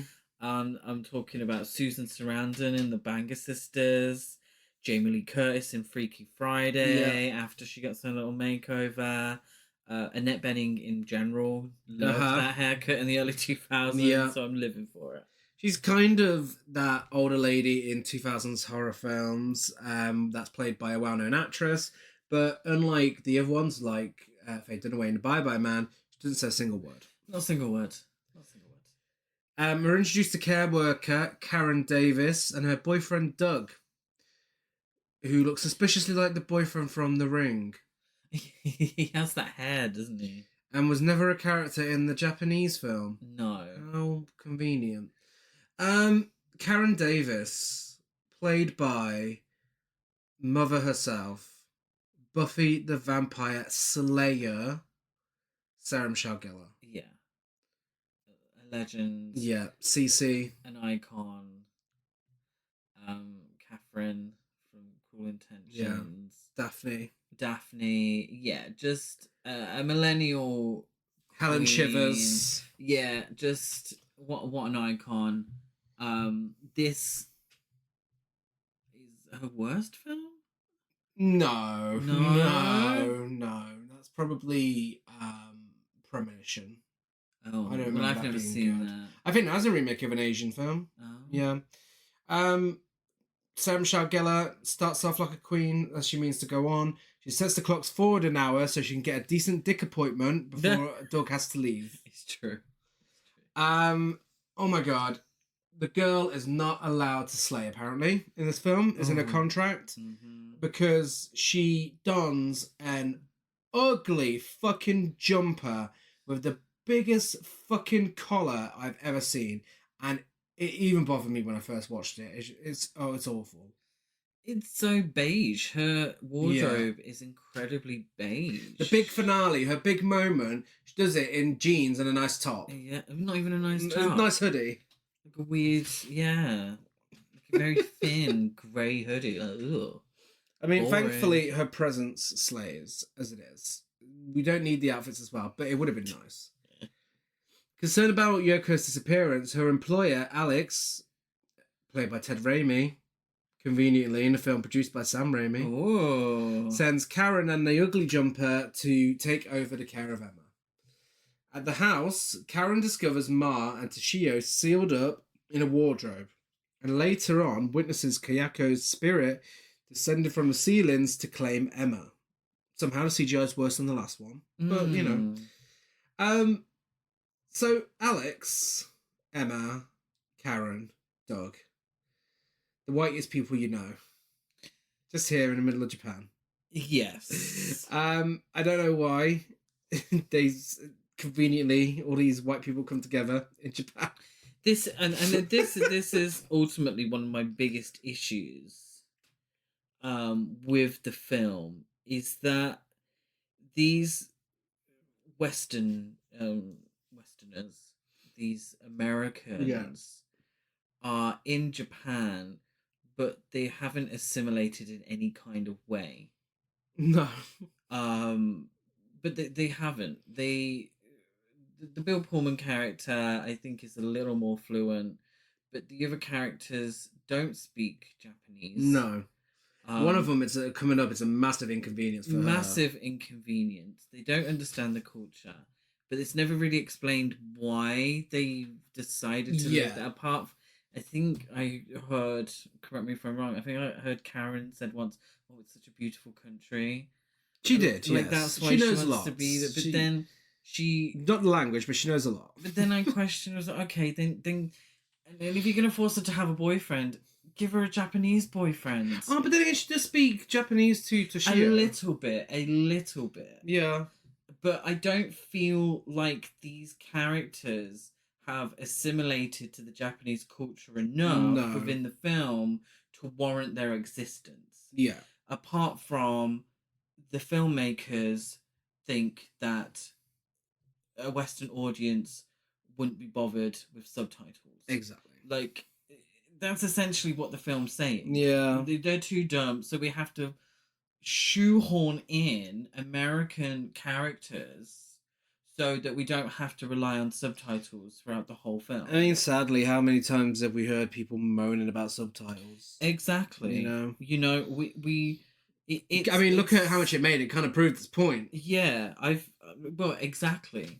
Because I can assure you, if they had, and this is very similar to Ju-on the Grudge, almost scene for scene at times, if they had just had a wide release in many cinemas for the original film, Ju-on the Grudge, it wouldn't have made that amount of money. Yeah. And, okay, maybe I sound like a snob when I say this, but a lot of audiences struggle with subtitles. And they miss out on some... What's the famous quote? There's a famous quote, isn't it? Is it? If people just got over the subtitles, so many wonderful films for them to see. I've met lots of people that refuse to watch black and white films. Yeah. I won't get too much into it because I will sound like a snob, but the problem is now it renders this film completely pointless. Yeah. So my investment is gone because I'm like, well, why is Sarah Michelle Gellar there? Like, what is the reason for this? Apart from people are too lazy to read the subtitles. Not too lazy, but people are reluctant to read the subtitles. Like, it may be in PC. Well, lucky for you, even if there's no investment to be had, there's entertainment to be had, especially when we get a flashback to the Williams family from America moving into the Sayeki house. Matt is the whitest character from any film you'll ever see, and I feel like it's played up here. This film is goofy as fuck. It is so goofy, and Matt is one of the reasons as to why. He's thrilled with the house, so he goes in. Jennifer, his wife, Clea Duvall, and his mother, Emma, of course, they're uncomfortable. Like, Emma is in a room looking possessed. Like, there's clearly something not right with this house. And he's like, wow, gee golly, guys. Oh my God, what a great house. It's fucking hilarious. Real estate agent showing them around goes into the bathroom where the bathtub is filled with dark water and he's attempting to empty it. Fucking Toshio pops up like hungry hippos for a jump scare. And then Matt literally pops his head around the corner and is like, oh, wow, what a great house. We'll take it. Like, are you fucking serious? And things like this where it's like, you kind of made it too easy for Scary Movie 4 to mock you. It's true. But do you see what I mean, though? Like, it's these little things like Matt being so oblivious to this obvious haunted house. It's so goofy. It is. It's a cliche. Yeah. We've seen it time and time again, though, in cinema. Yeah, and this couple, they're fucking unbelievable. They're quickly consumed by the curse. Of course they are. Jennifer is horrified by the idea of not being able to buy food with English labels in Japan. Yeah, she was firstly horrified at the idea that she should take off her shoes in her own home. And then she's shopping and she's struggling to assimilate to the Japanese culture. She buys a noodle meal. Instant ramen. And she's not sure what's in it, so she opens it slightly. Well, she pokes a hole in it. Yeah. She pokes a fucking hole in it in the supermarket and sniffs it. Not that matters, because she prepares it, falls asleep on the sofa, and then one of the spirits knocks it over before lowering upstairs and locking her in a room. She blames Emma. Of course she does, yes. Yeah, it's interesting, this idea that she's struggling in a country, she's struggling to assimilate to the culture. I mean, it is something we have seen. It's an interesting aspect to a character that we only get 5 minutes of. Yeah, You it's know, done much better in a what's the film. point? Yeah, it's done much better in a film called Watcher. Go and watch that. Yeah, or the final 2 episodes of Sex Sex and and the the City. City. Yeah. Matt comes home to find her in bed and unable to say a word. Toshio pops up for another jump scare before opening his mouth at the camera to kill Matt off screen. Fast forward in time, Alex arrives at the house and finds Emma dead and Karen in shock. He calls the police, who arrive with Detective Nakagawa. In the attic, Nakagawa and his partner, Igarashi, find Matt and Jennifer's bodies, along with a human's lower jaw. So Nakagawa visits Karen in hospital, who is now out of shock, and has some questions for her. Why did you decide to wear this outfit? That, and also he says, you said the boy had been taped into the closet. And she was like, I'm Sarah Michelle Gellar, bitch. I fucking brought him out of the closet. So, that's right. And there was a book, a journal. And he says, it belonged to the boy. To which she says, and I shit you not, I can't believe this is the second time we've had this on this podcast. She says, I don't think so.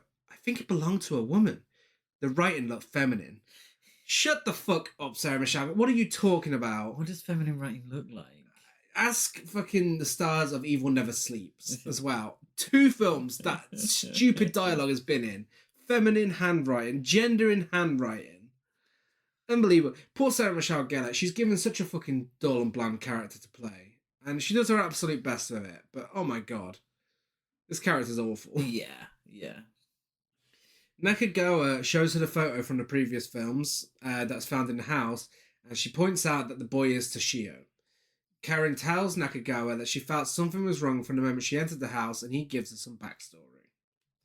Meanwhile, Matt's sister, Susan, played by Katie Strickland, is pursued by Kayako around her office building. So this is very much the same as the previous film. The security guard and the ghost and so on. The lift. Toshio watches her from multiple floors when she gets in the lift in her building. Not in the same building this time around. Still just as good as before. Really great scare. When she gets into bed, Kayako attacks her from under the sheets and she vanishes. Now, previously I told you about how this is based on a Japanese legend.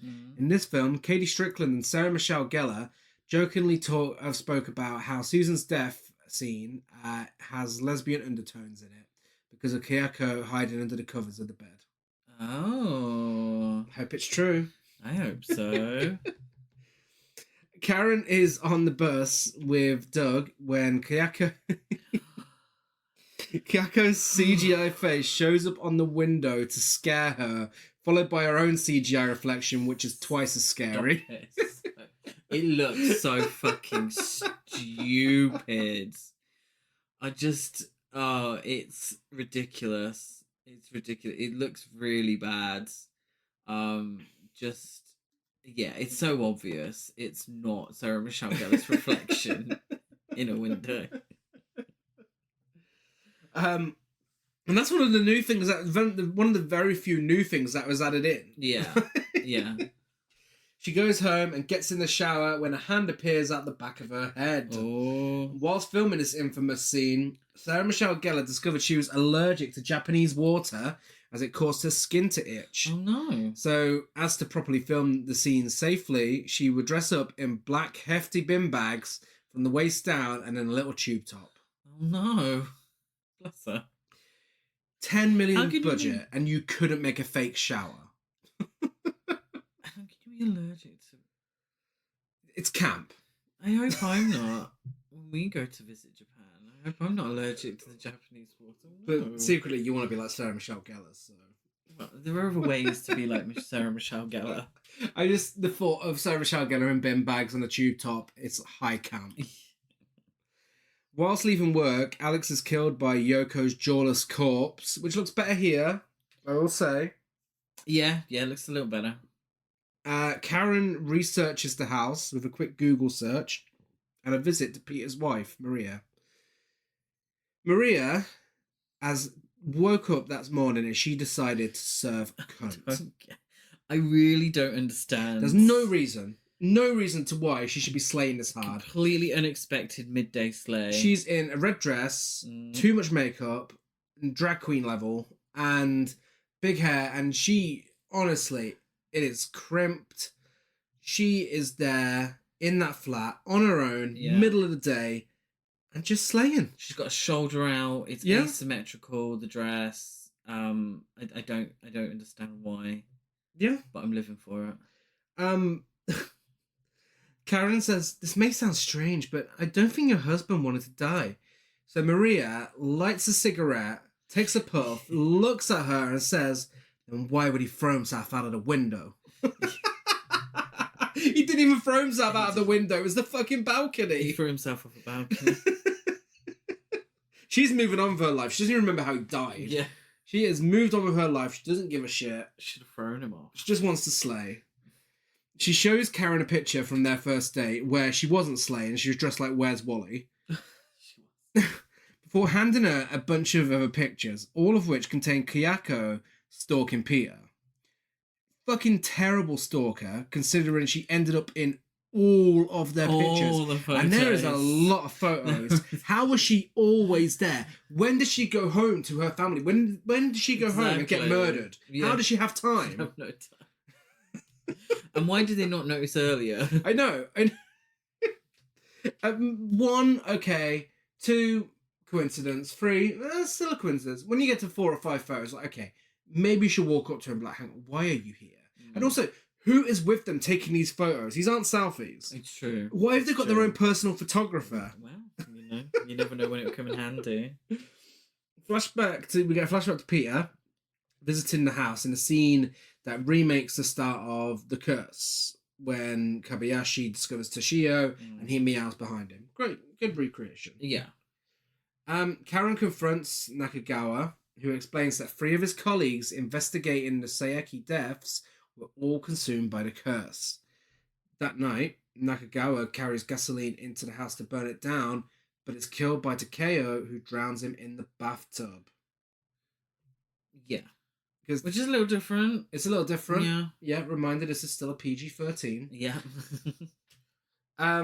After learning that Doug has ventured to the Saeki house to look for her, Karen races there in a scene feels a little familiar of a white blonde woman and her boyfriend with slightly long hair, looks a bit like Jared Padalecki, and about to uncover a curse that she's racing there to stop him.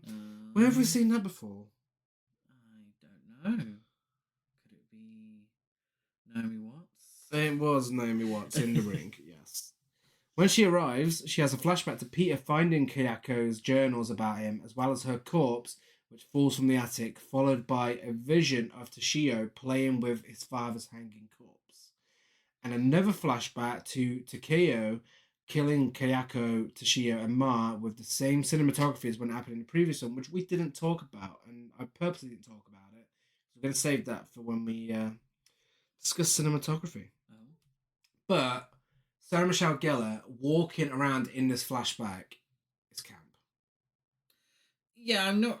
Yeah, I don't know why she could have just had the flashlight like she did earlier. She didn't have to walk around the house. And there's a moment where like he reaches out and touches her, but it's someone else. It's like, oh, stop it. The flashbacks end, and Karen finds Doug paralyzed and attempts to flee with him. But it's still a very effective scene, but not quite as good as the previous two. Kayako crawls down the stairs and latches onto Doug, who dies of shock. Due to American violence ratings and the commitment to PG-13, the off-screen implication that Takeo repeatedly stabbed Kayako with a box cutter was omitted from the film. This is why she's covered in blood in the iconic staircase sequence. The scene where he drags her body across the house whilst holding a box cutter was returned in the director's cut, which is the version we watched. The snapping and popping sounds that accompany the appearance of Kayako were made with a hair comb. Oh, I thought it was a bowl of Rice Krispies. Yeah. As Kayako closes in, Karen sees the gasoline and ignites it. She survives because she's Sarah Michelle Gellar, and in the hospital, she learns that the house also survived the fire. She survived because she's Sarah Michelle Gellar. Yeah. Sarah Michelle Gellar always dies in horror films. That's true. Yeah, I didn't think about that. Well, there's no evidence. Sorry, spoiler alert for I Know What You Did Last Summer in Scream 2. Yeah. Still waiting for it to come back. Everyone can survive anything in 90s slasher films. Apparently. Visiting Doug's body, Karen realizes that she's still haunted by Kayako as she appears behind her for one last scare. But there is an alternative ending where Karen is recovered from the burning home and wheeled into an ambulance where she has another vision of the family, seeing them entering their home with Toshio's new pet cat. Toshio then looks back at Karen in the ambulance before Kayako calls for him. This ending was scrapped because it spoiled Karen's survival of the house fire for the audience, and because the test audiences were confused and thought it was a happy ending. Yeah, and that's that. Yeah, and that's The Grudge, 2004. It's silly. It's fun. My problem, and I'm going to tell you the few problems that I have with it, because I don't think it's ultimately a bad film. No. I think the best parts of it were taken directly from the previous film. The previous film. But for me, the fact that it's set in Japan renders the whole thing a little pointless, in my opinion, as it pretty much just follows the same story as the previous film. And doesn't, in my opinion, fully embrace Japanese culture anyway. No. So it might as well have just been made in America. Yeah. So it's essentially saying that a Western audience is too dumb to read subtitles. And it annoys me that Karen, our main character, isn't fully integrating herself into Japanese culture. Yeah. And it just, I don't see the point of it. And I think ultimately that's my issue. And I said earlier, maybe I was a little harsh, because, not everyone is capable of reading subtitles the same way that other people are. No, but some people are straight up ignorant. Though. Yeah, I do understand that, but I feel that's why dubs exist. Yeah. It could have been a dubbed version of Ju-on the Grudge, but I feel like the filmmakers want to make money, obviously, because it's show business, it's business. So they think, well, we might as well just do a remake of it and chuck a load of Americans into Japan. Yeah. Sarah Michelle Gellar gets a holiday. It's a cute little holiday. Rather than bringing the director over to America and see... Do you know what I mean? Yeah. You might as well have just made an American version of it. But whilst they do that, though, it gives them the ability to keep Kayako and Toshio in the film. And I think they're such an iconic part of the previous film that it's good to have them there. Yes. I think another issue that I have, and it's not necessarily the film's fault, is that I've now seen this 3 times. Yes. Yeah. So I know the scares, I know what to expect, and it's, for me, it wasn't scary or tense because I already knew it all. Yeah. So for me, it's completely pointless. And also, just going off what you said, I feel like the idea that Peter goes to live in Japan is essentially stalked, and then his stalker's husband brutally murders her and their child before haunting and killing other white people. To me, it feels a little iffy. And I understand it's, people involved were Japanese and the director was Japanese, and I don't think it's a deliberate thing, but it feels like white people have gone over to Japan and the Japanese people are horrible to them. I just feel it feels a little iffy. Like all the Japanese people in the film are the bad guys. Yeah, no, I do get that, but I don't think that was the intention. I don't feel it's the intention. And this is, and again, my biggest problem is the fact that it shouldn't have been set in Japan. Yeah. It shouldn't have. Or it should have been, but with Japanese characters. Yeah. But then it's like... Or Sarah Michelle Gellar embracing it. Yeah. Sarah Michelle Gellar was the only Westerner in the film, and she was more integrated into Japanese culture. Do you know what I mean? I know it may sound like I'm being a little picky or sort of making something out of nothing. But to me, just for the whole thing, I was like, okay, well, this is set in Japan. Where are the Japanese people? Yeah. Where are the interesting Japanese people? Mm-hmm. Should I say? Because they were either killers or just on the side, Yeah. just. And I wish we would have seen a little more of that. Mm-hmm. A little more of the Japanese culture within the film. Yeah. I thought it's fine. It's all right. It's I remember I liked it a lot more when it first came out, and it had been a while since I'd watched the original. But yeah, it's just fine. It's good for a bit of throwaway fun. Yeah. But if you want to be really scared, then watch the original. I wouldn't watch them back to back. No. Well, let's get into the awards. First up, we have cinematography, scares, kills, and soundtrack. So, Ju-On the Curse was a very low budget, and it does show. Yeah. Looking like a straight-to-video film / home video, which adds to the creepiness, I actually think it helped.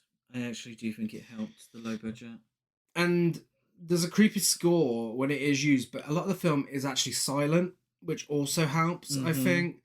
As far as kills go, most of these films... Don't forget the random R&B banger. And the R&B banger, yes, that is a plus. The kills across all three are mostly off-screen, but kind of still effective in a way. I mean, like the whole Black Christmas homage, I really appreciate that. That works. The Grudge, Ju-On the Grudge, at the start, that cinematography really scared me the first time I watched it.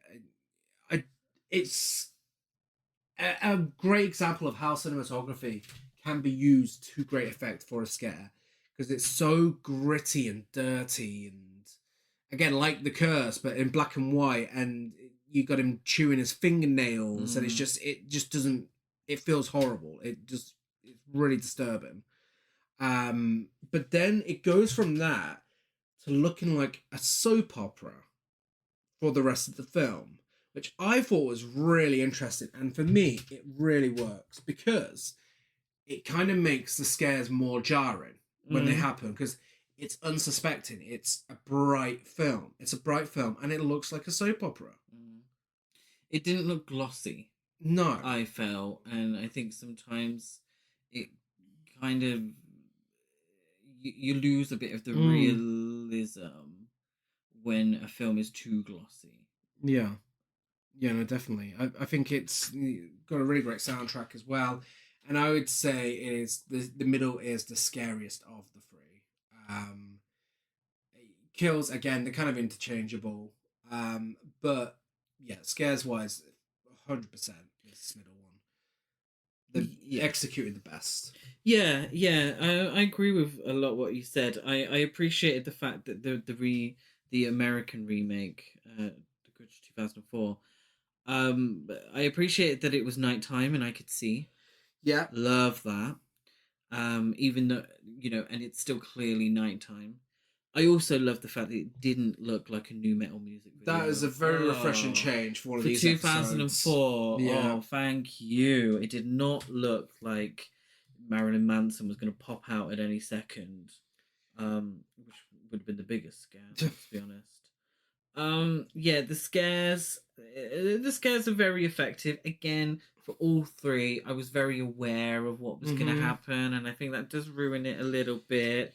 Not the film's fault, but obviously Ju-On the Grudge has probably the most iconic ones. Yeah. Kills mainly off screen. I think the Ju-On the Grudge or the Grudge is better because it doesn't have the fetus in the bag. Yes. So props to them for that. Yeah. And the soundtrack, I was getting A Nightmare on Elm Street with the American remake 2004. I do think it was better than no, I don't think it was better than Ju-On the Grudge. No, it's an alright score in 2004. I didn't think they were terrible. I appreciated the lack of a soundtrack with the curse. I feel like Ju-On the Grudge 2002. I've described it so many different ways. I'm just going to say 2002 from now on, because people are going to get fed up of it. I feel like 2002 was somewhere in the middle. I think it made effective use of no soundtrack and effective use of a soundtrack. Yeah. So I appreciate that. I thought 2004, in regards to scares, was just too goofy to be scary. Yeah. And again, you already know what's coming. Yeah. The scariest scene is probably the same one that's the scariest scene in all of them. But I appreciated the throwback to the cinematography from the start of the previous film. I thought that was great. Yeah. But overall, I mean, all of them, for me, it goes to the one that did it best, and that's Ju-on the Grudge. Do you know what? I completely agree, actually. Yeah. I do think that 2002 wins in all those categories. So, on to characters. We're going to do something a little unconventional now for these episodes. It's difficult to compare characters in these films because they vary so much between the three of them. Some have larger parts than others, and it just kind of wouldn't be fair. So, if we do it as a whole for the characters and cast, then we'll give the awards that way. So, just giving some of the main cast members across all three, we have Takako Fuji as Kayako Sayeki. And across all three, we have Takashi Matsuyama as Takeo Sayeki, the husband. And in the original, we have Ryota Koyama as Toshio. And in the 2002 and 2004 films, we have Yuya Ozeki as Toshio. So when we get into some of the main characters, shall we say, we've got Yurei Yanagi as Shunsuke Kobayashi, Chiaki Kuriyama as Mizuo Tamura, Hitomi Miwa as Yuki, and Asumi Miwa as Kana Murakami in The Curse. In Ju-on the Grudge, we have Megumi Okina as Rika. We have Misa Huhira as Izumi. We have Misaki Ito as Hitomi. And we have Yui Ichikawa as Chiharu. And then in the 2004 film, we have Sarah Michelle Gellar as Karen Davis, Jason... the whitest people you know. I was going to say, bless you, and your pronunciations were great. Thanks. Well, I mean, as much as my opinion... Japanese listeners, means, please. I was going to say, I was like, my opinion doesn't actually mean much on that one, because I could be dead bit wrong as well. Bit of a breather for this one. Jason Bear as Doug. William Mapother as Matt.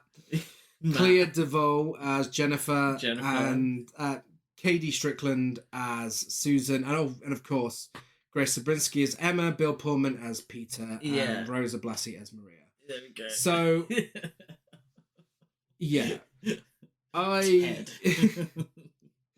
The cast in The Curse, fine. Okay. I think it's fine. I think... The budget shows. Yes. I mean, consistently, Takako Fuji and Takashi Matsuyama across all three, solid. Yeah. He is... Yeah. Takashi Matsuyama, he is so creepy as Takeo. And Takako Fuji is iconic as Kayako. She doesn't get as much screen time in 2004, sadly. But I feel like 2002 is one where she really shines. But she does a really good job in the original as well. And as for Toshio, I think The Kid in the Curse is a good job. But for me, I think the better one is Yuya Ozeki in 2002 and 2004. I think he's fantastic. I feel like between the films, there's not much that differentiates between them. If I'm being perfectly honest, with any of those three characters. And ultimately, that's the centerpiece of the film. Yeah. That's the reason for the season. That's why these things are happening. So it doesn't need to change. I think they do a great job. I think they are adequately creepy. And they don't, it's not acting, it's not Like, well, there are no speaking, is there? There's No, speaking for no. any of them. It's a physicality, and they do that Well, really well. I mean, there is for Takeo in The Curse, because obviously fetus. Oh yes, of course. I mean, but even the speaking part is really creepy. Yeah, so but I feel like the purpose, particularly for Kiyako, it's is a physicality. Yeah. It's a look. It's a very visual performance, and I think they do extremely well between all three. So it's a difficult one there because they're kind of doing the same thing. Yeah. But they're so good at it that, that's why they were asked to return. Yeah. Ultimately, I think During the Grudge, for performances and for interesting characters, wins because they're kind of one-dimensional in During the Curse. Yeah. They kind of don't get enough in The Grudge 2004. Whilst performances are absolutely fine in 2004, I mean, Sarah Michelle Gellar does her absolute best. I think Grace Zabriskie is great in a small role. It's fine. But then in During the Grudge, it feels like everyone gets proper development as much as they can within small roles. And I think the performances are great across the board. I'm going to be brutally honest. I feel that in all three films, the character development could have been more. Yeah. I could have had a little bit more of the characters, about who they are, what they're about. I feel like in 2004, they tried. Yeah. And I feel like they probably shouldn't have. Yeah. Because if you're just going to give me a little snippet, I'd rather you don't. If you're not going to do it properly, don't do it at all. Yeah. I do feel like in 2002 we got more. I liked Rika as a character. I liked her interactions with the other characters, and I feel like we learned a lot about her because of that. And we knew her to be a good character and a good person, a good egg, as they would say, and I previously said. So I did appreciate that, and I do feel like the characters were a little more interesting in 2002. I completely agree. So with that being said, there's one film in the lead, but we've got a few more to give out. Biggest Queen, I give it to Rika in 2002. Did you? I also wanted to, because I liked her, but I got to give it to Sarah Michelle Gellar. I'm sorry. I love me some Sarah Michelle Gellar, and also I knew that I was going to vote for 2002 for everything else. So. Did you? Not everything else. Not everything else. Biggest gasp. Leading up until this point, should I say. Biggest gasp, I have given it to Kyoko coming down the stairs to Rika in 2002. I personally gave it to the fetus stuff from The Curse. Yeah. Because it was a gasp, because I hadn't seen it. Yeah. I wasn't expecting that. Did I appreciate it? No. But it was a gasp because it shocked me. Yeah, no, absolutely. It could have easily been the same for me. Yeah. Best dialogue, I gave it to, this may sound strange, but I don't think your husband wanted to die. Then why would he throw himself out of the window? I completely agree. It's I have to say, it's not, the three films aren't exactly quotable. No. Let's put it that way. They're not exactly quotable. The dialogue isn't the main point. They're all very visual films. So that was the standout for me because number one, it's hilarious. Yeah. The delivery was hilarious and it was camp. And that's camp. Is that your that's camp? No, there was something that out-camped it. For me, it's Maria's outfit in 2004, but that's a tie with Kyoko's psychic visit to the house where she nicks half a bottle of sake, spits it out to show the house is haunted, and then leaves. In the curse. That was camp. I gave it to Sarah Michelle Gellar's CGI reflection in the bus window after the Kyoko bus window jump scare. That's very deserving. Do you know what it was giving? Like when old people put their photos in like the clouds and post it on Facebook. Yeah. Was given that, but a slightly more glamorous. She actually looked very glamorous in it as well, which is even camp because it's like she's like dressed in like scrubs, so but then she's like really serving facially in this CGI reflection. Yeah. It's high camp. It's the main reason you should watch the 2004 film. Is.